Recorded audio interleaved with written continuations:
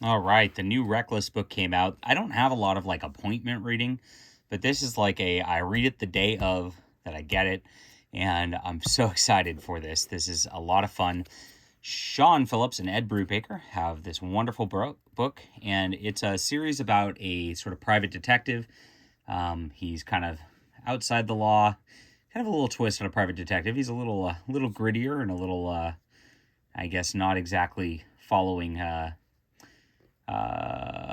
social conventions sometimes. It's pretty interesting. But first one started in the 70s, next one was in the 80s, next one was in the 90s, and then you think they're going to go progressively like to the, one book per decade or something like that. And then on the third book, he actually did a story revolving around Ethan Reckless's assistant. And then he went out of town during it, and it went back to the 80s again. And this then covers when he was out of town.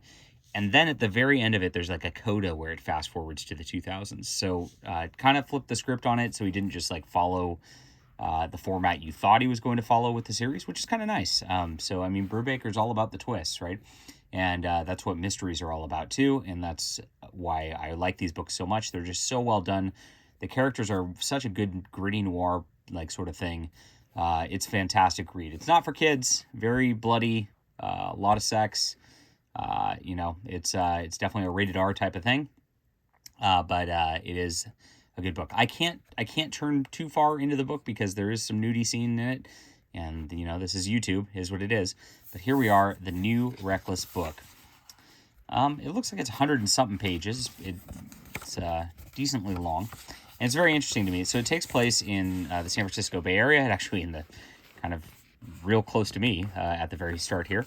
And it opens up with a murder. You get a very you get this sense of like you see the whole like impressionistic style that Sean Phillips does. The colorist is Jacob Phillips. I guess he's probably related to Sean Phillips, and does a great job with this kind of sort of muted palette, which is still pretty colorful. I mean, so you see the red stick out and the blue, and you see how he's kind of in blue shadow in there, and the red really is what draws your eye to that. That's the one thing per panel, but it's still like is reasonably colorful even in this. You see kind of the pinks in the skies here when they get to this, even though they're flat colors ish, just really neat kind of vibe to it. And like I said, it's all kind of impressionistic. You just kind of get the feel of what's going on here. It's a really awesome style. I love Sean Phillips' art. Love the colors. It's set up like it usually is. You see the murder in the front, and then it's a mystery as to what's actually happening. And then Reckless, you kind of learn a bit about him. And he doesn't want to take a case, but he feels obligated to this guy who's helped him in the past. And so he goes and like finds this lady who's missing because her husband, I guess, is that guy's son who he's helping. And he learns out that is this lady has like a secret life. She was kind of abused as a kid, and it all kind of ties to this criminal. So he does go out and try to find her, and it's a very like interesting sense of frustration that you get from the character's perspective because he has trouble finding clues that actually lead into her life. Just like the beautiful art on here really makes it too. But eventually what happens is like he finds out that she's going off to kill all these guys who were basically abusing her as a child. And once he learns he learns that from a prisoner, and she just one by one is going after them and not very smart. So he finds her, and instead of trying to stop her from doing that or bringing her in or whatever, he actually just is like, hey, I just want you to not get caught. So he actually helps her with it because these are child abusers, and this is Sausalito. Brubaker must have been from San Francisco at some point because he really knows the Bay Area pretty well, and this is not the first story he's done with Sean Phillips. In that, his first one was Scene of the Crime, also set in the Bay Area, and it was very specific about a lot of locations.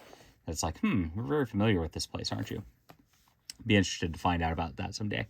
So, there's a bit of gritty violence and all that, and as it goes on, he helps her, and then the last one that she tries to get, like, it kind of fizzles out, and they don't get a satisfying ending because that guy goes in the witness protection program.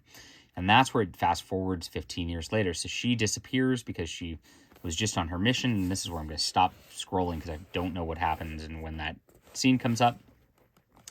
And she wants to come back at some point, and they meet up 15 years later, and they're both like 50 now. And she's like, I found him, even though he's in the witness protection program. And he's like, okay. So they go after him, and yet another twist where you get kind of an unsatisfying, it's a happy ending, but kind of not. The guy has Alzheimer's. He doesn't even recognize her when she gets there. So it's a good twist because you expect her, the whole revenge story to just play out and her to just go full Kill Bill and just end it all. But no, you don't quite get that happy ending. And I don't know, despite the fact that like that happens and there's a couple romantic entanglements in here, which I'll leave for you to read, that are well done and don't exactly pan out with happy ending either. You still like, this is a really good book, and it's like, it's fulfilling even though like it didn't work out the way you might have wanted it to, or the characters wanted it to, for that matter. So it's interesting on that level that works, because I find a lot of time it's not satisfying when you get that kind of thing, but it is in this one. It really is. So for me, this is a 9 out of 10. Excellent book. I really enjoyed it. Had a lot of fun with it, and it makes me want to go back and reread all the others again. I guess at the end of it, he gave this whole. He always gives a Ed Brubaker, that is, a little like synopsis and talks about it, his inspiration for it. And he did say there's going to be more Reckless stories, but they're going to take a break and do something else next. So interesting stuff. All right. Great art, great storytelling. This is really the best of comics right now, so check it out. Hit the like and subscribe button. Thank you very much. We'll be back soon.